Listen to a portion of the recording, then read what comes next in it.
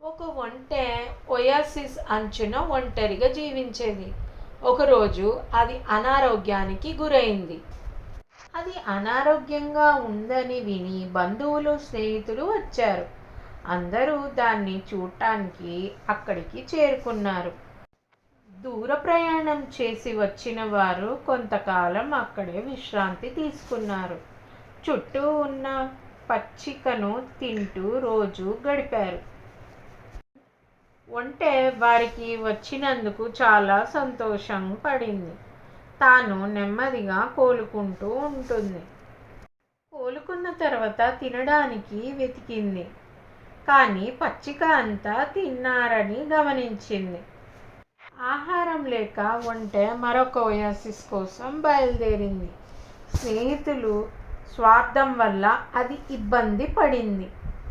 పిల్లలు, స్వార్థం స్నేహాన్ని నాశనం చేస్తుంది.